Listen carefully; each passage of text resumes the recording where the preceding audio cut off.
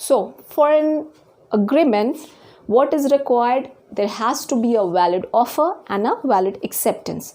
Now what is the offer and acceptance? We'll see it step by step. Offer. Offer is defined under section 2A. Obviously, we have studied in previous module also that offer is the starting point of any contract. A contract begins at the step of offer. And what's this offer? Section 2A defines it when one person, just let me explain and then I'll write. When one person signifies to another his assent, his willingness to do or to abstain from doing something with a view to obtain the assent of the person to that act or abstinence, then that person is said to make a proposal, make a offer. What's that? When one person signifies to whom? To another person. It means there is a bilateral agreement. One person alone is not making an offer to himself but to some other party, some another person. For what? Willingness to do what he is signifying. He is signifying his willingness to do or abstain from doing something with a view to obtain the assent of some other person to that act or abstinence, then that person is said to make an offer. Let me write. When, again I'm trying to write beautiful. When one person signifies to whom? Signifies to another. What? His willingness. What he signifies? His willingness. His willingness for what? To do or to abstain from doing something with a view to obtain what? Obtain assent of another person, of course, to what? To such act or abstinence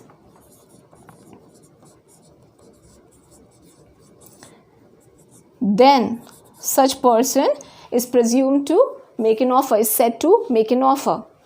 Now what can we see? What are the essential requirements for making a valid offer? Valid essentials or elements are always taken out or can be obtained from the elements of the definition itself. If you go through the definition thoroughly, you can find out the essentials of that particular term. It's an offer, but whether it can be any term, if you are to find out the elements, you just go through the definition of that term and you can get it easily. So accordingly, what says? It must be signified. Okay. Then what? To do or to abstain. This is also an element. To do or abstain, doing something with a view, with obviously an intention to obtain assent of another to such act or abstinence. So what are the essential elements we can get? The first one is there must be an act or abstinence, willingness to do or to abstain. Act and abstinence means what? Act, obviously, suppose if I offer you right now, will you purchase this marker of mine for rupees 12 only? And you say yes. So what is that? This is, you say yes or not, that is later part of this agreement. Right now I'm just making an offer to you all that will you purchase this marker for rupees 12. This is an act, positive act. I'm making an offer through an act. Okay, now what is the abstinence? Okay, abstinence is something, suppose Mr. X agreed, make a contract, make an agreement with Mr. Y for the supply of 25 kg of rice. but since there was a delay by on part of Mr. Y, so Mr. X asked to cancel the agreement. And now what Mr. Y didn't want to get it cancelled, so again he said to Mr. X, look, don't cancel this contract, let us agree further that if you don't cancel, I will give you extra 5 kg of rice. Extra 5 kg of rice I'll be giving you if you don't cancel the previous contract. It means now Mr. Y agreed to supply Mr. X 25 kg of rice, 5 kg extra instead of 20 kg, just for not cancelling the previous contract. This is what an abstinence. This is what the abstinence is. It is also an offer from Mr. Y, but this is for something negative, not to cancel. So this is abstinence. Now the next element is intention to obtain acceptance.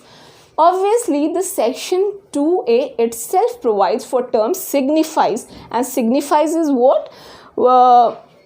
Obviously, with a signifies and with a view to obtain the assent of another. Obviously, with the view, there is an intention of the offerer while making the offer that he must get the assent of other person to agree with him. Suppose if I said that will you buy my marker, obviously I had an intention in my mind that you must come and buy it. So my intention was that you to obtain the acceptance of yours. Okay. And then next is intention to create a legal relationship. It's not every offer which is going to make an offer of legal effect. Like suppose if I ask you, will you come and accompany me to market, or will you come and watch movie? So this is also an offer, but obviously it is not a valid offer or legal offer as per section 2A, because here my intention is not to create a legal relationship. It's just social relation or social behavior, I can say. Just casually I offered you this. And the next term is there must next essential for a valid offer is there must be an offerer as well as offeree. So what requires the next? Offerer and offeree. This is provided by section 2C. There was nothing to special to write this particular element, but just it was very short, so I have written it here.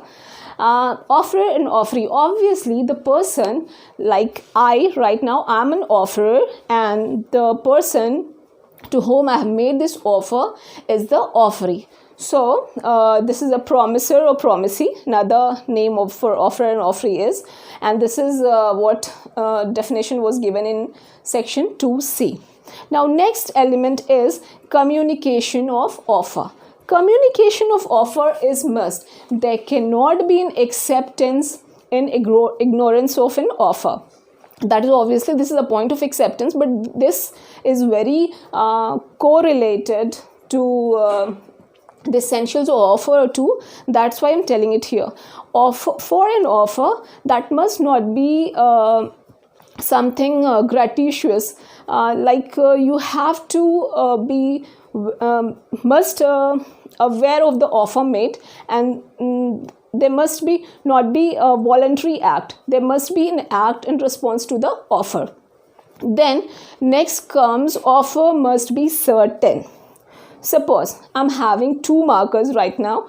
I'm having one only, but suppose I have 2 markers in my hand and I ask you, will you buy my marker for ₹12?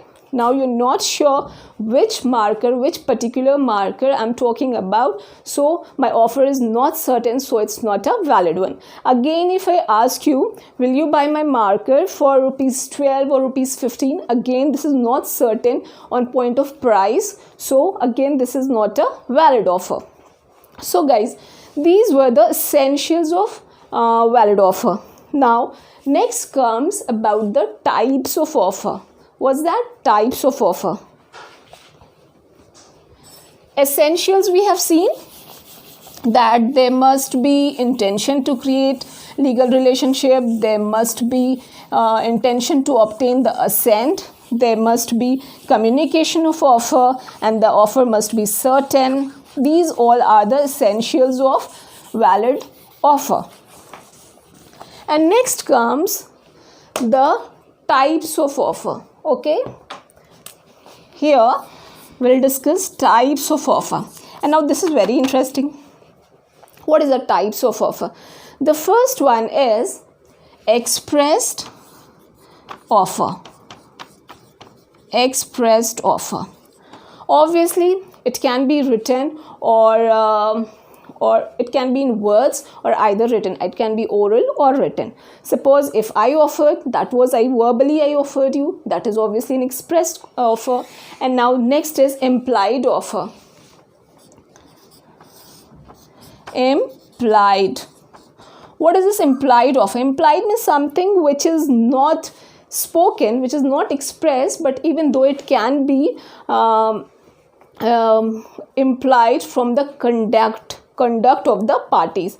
Suppose more often we have, at least not more often, sometimes we have been to bus stands, and we have seen the bus displaying the board with timing and the destination, and the bus not calls individually to everyone that come and board me. At times conductor keeps on calling, but even though if it's not addressed specifically to some person and the person boards that bus, that is an implied offer from the bus driver to take you to the desired destination. So it is an implied offer.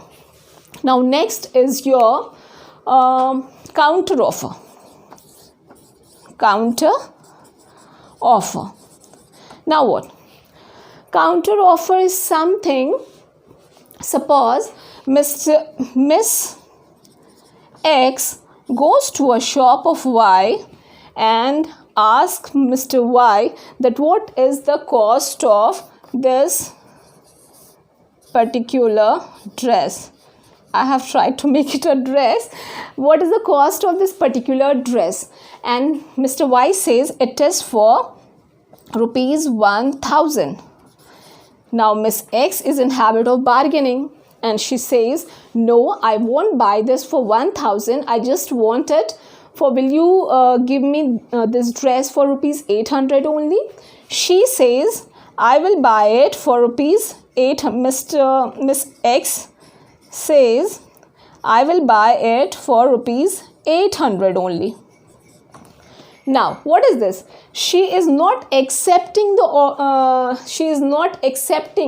rupees 1,000. What she is doing? She is again making a counter offer. She is again making a different offer, counter offer of rupees 800. Now, what happens in the case of counter offer? That if the second one, the counter offer is accepted, then the previous offer lapses and it is the second offer, the counter offer, which comes into effect. Like here, if Y agrees to sell this dress to Miss X for rupees 800, and obviously the offer of rupees 1,000, the previous agreement is having no effect, that lapses, and what comes in effect? This new one, that is rupees 800. Okay, now next comes what? The cross offer, and it is very similar, and people at times get confused with counter offer and a cross offer, and it can be only cleared with the help of example. Cross offer, what's that? Cross offer. Look, what is cross offer? Suppose Mr. Y writes to Mr. X making an offer that will you buy my house, will you buy my this very house which I'm having in sector 14. Then unknowingly Mr. Y is not aware of this offer of Mr. X. He makes again an offer to Mr. X simultaneously, that will you sell your house of sector 14 to me? Then what? Is it a valid contract? No, this is a cross offer. Two persons are making an offer on same time, but unknowingly about the offer of each other. These are two parallel offers, and two offers cannot form a contract unless there is an acceptance. So these are nothing but cross offer, one from this side and one from this side. Both are offering for same thing but in different capacity. Okay, now next is your general offer. What's that? General offer. What is the general offer? When most often we have seen showrooms offering discount prices, advertisements in newspaper for 5 days sales or 3 days sales, offering at a 70% discount or 60% discount. What's that? Is it for any individual person or public at large? It is, of course, a general offer which is intended for public at large. Here, the communication of each party is not required, and it is sufficient if they come forward and satisfy the condition of those conditions provided by the general offer. So, for general offer, communication of acceptance is not necessary. Each one is not supposed to come and to be addressed individually with an offer. It's sufficient if they come forward after getting through the advertisement or any other mode about the offer. But what matters, they must know about that offer. They must be aware of that offer. They must not perform that conduct in ignorance of that offer. And we have very, very interesting and landmark judgment on this general offer also, but we will be dealing with this judgment in our last module. Obviously, we have a separate module for that, so not right now. Then next is your specific offer. What's this specific offer? Obviously, this is nothing which is addressed to specific person. Obviously, if I offer this marker to sell this marker to particular Mr. X, then this is in specific offer. It's not general to everyone, but to some specific person, addressed to some specific person. Then next is your standing offer. Is it new? Standing offer.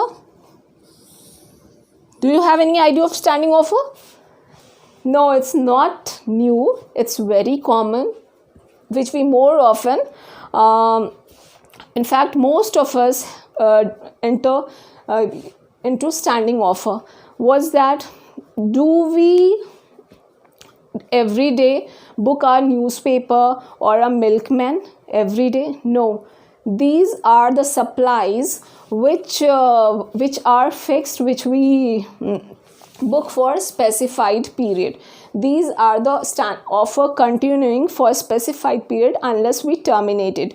We don't need to every day go to the newspaper vendors or the milkman making an offer, and they need to give an acceptance every day. So there is, once we made an offer for a specified period and they accepted it, it continues, and that is called a standing offer unless we ask them to stop their service. So this is what standing offer is. Even few specified tenders for fixed period, those are also not required for individual offer and acceptance for each and every separate tenders. So that is also covered under standing offer. Now, this was all about types of offer and essentials of offer. So we are done with offer. Now we'll start acceptance.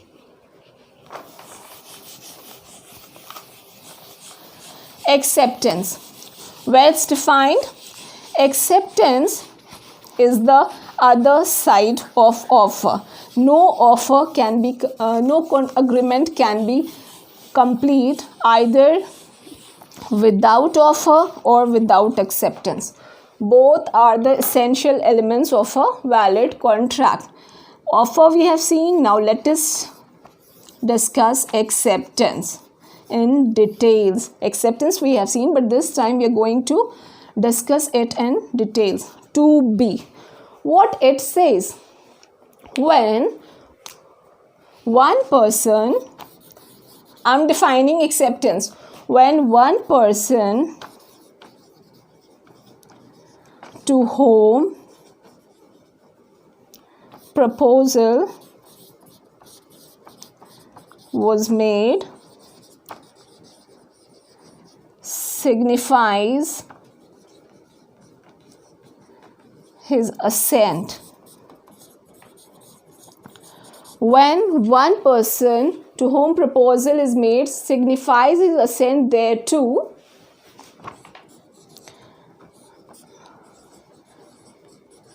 then what? The proposal is said to be accepted. The proposal is said to be accepted.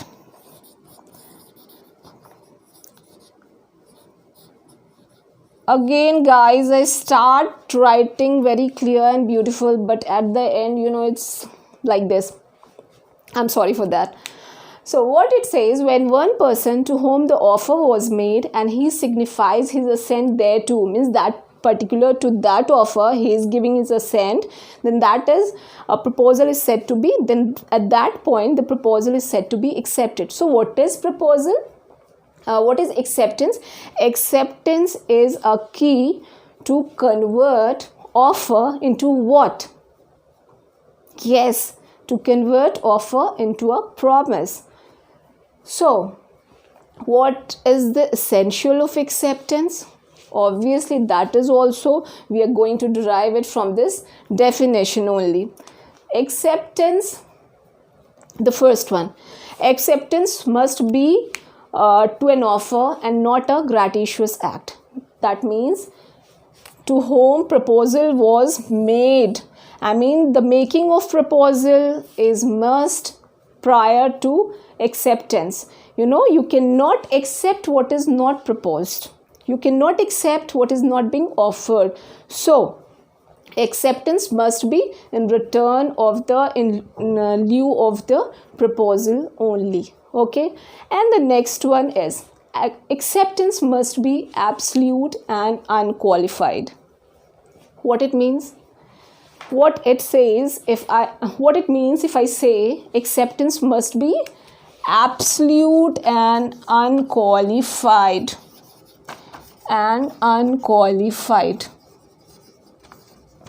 That means if I am offering you to buy this marker for rupees 12, you have to accept at rupees 12 only.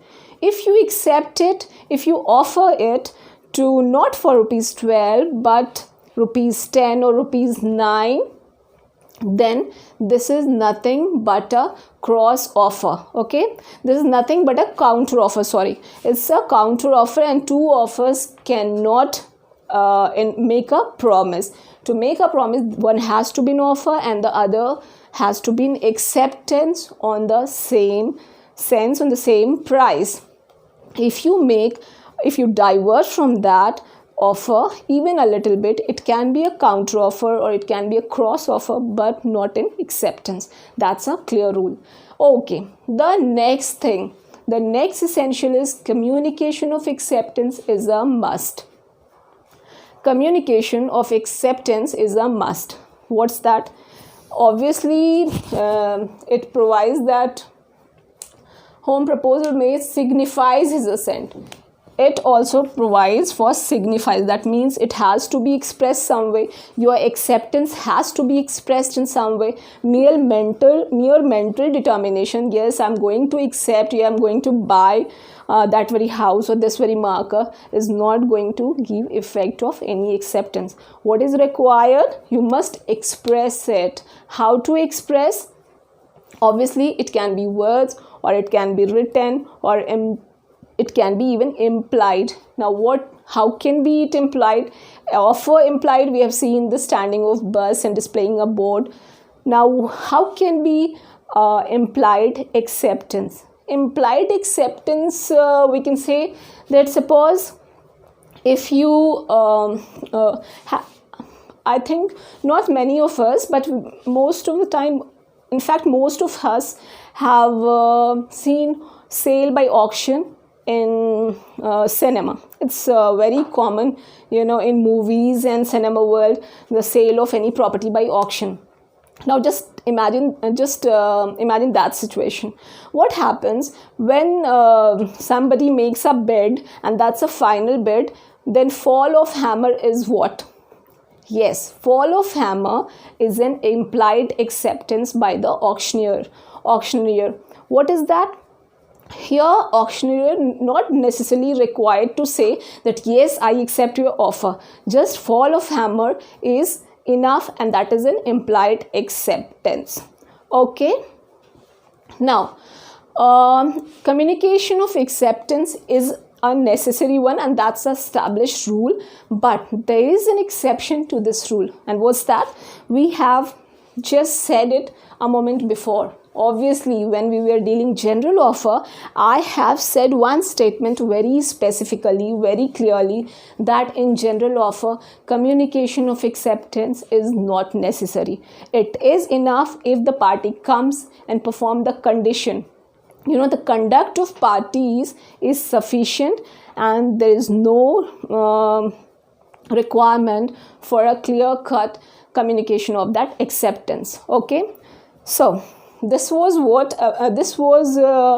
about the communication of acceptance. And the next element is that acceptance must be to whom? Acceptance must be made to offerer, the person who has made you the offer, who has proposed you something. Since I am offering to buy you my house, and you come and give your acceptance to my brother. Is it a valid one? No, of course not. You have to come and communicate it to me, the exact offerer, and not to some other person. And again, the other side of this gives you the next element, that offer acceptance must come from the offeree only. Okay, to whom the offer was made, acceptance must be from that. Obviously, who is the authorized person to give the acceptance? Obviously, the one to whom the proposal was made. If suppose some other person not authorized to give the acceptance comes and give you the acceptance, then what is the effect? Is it a valid acceptance? No, of course not. Let us see an example. I am erasing it because it will be comfortable for me to write it here only.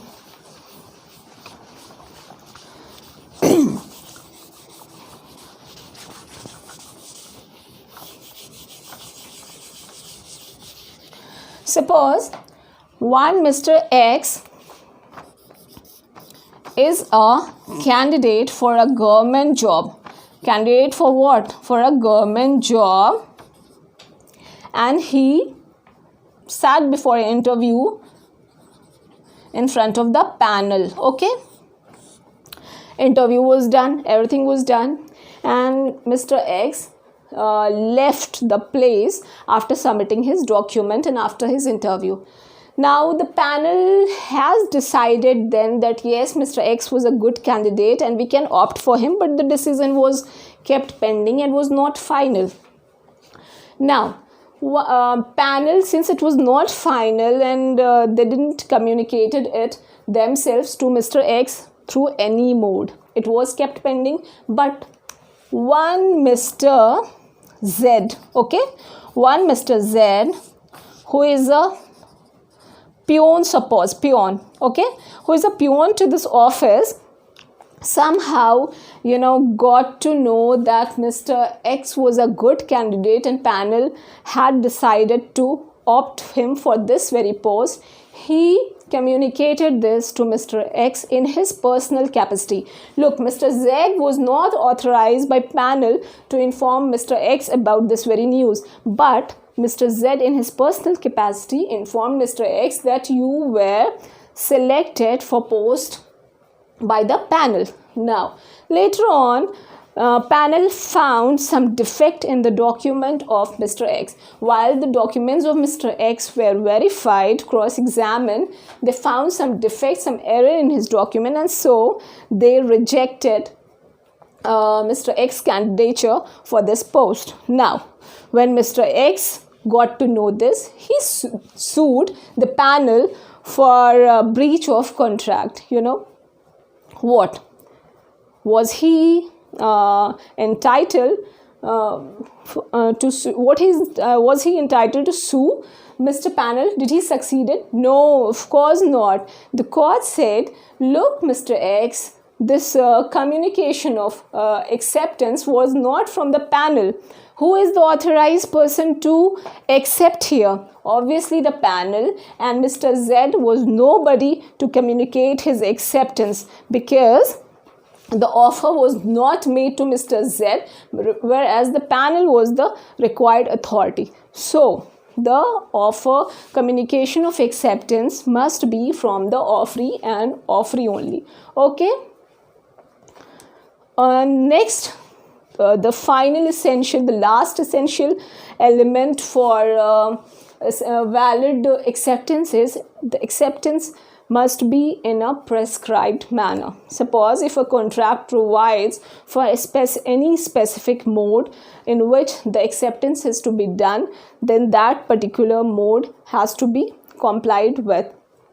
Nowadays, and if suppose no manner is prescribed in the contract for acceptance, then any usual mode which is applicable as per that circumstances or during those situations. For example, nowadays we can see acceptance via mail is the most common mode. So this was all about essentials of valid elements. Now in just a moment we will discuss about the communication of acceptance and offer when it is complete. So it's a doubtful issue, and that has to be discussed in a very relaxed and patient mood.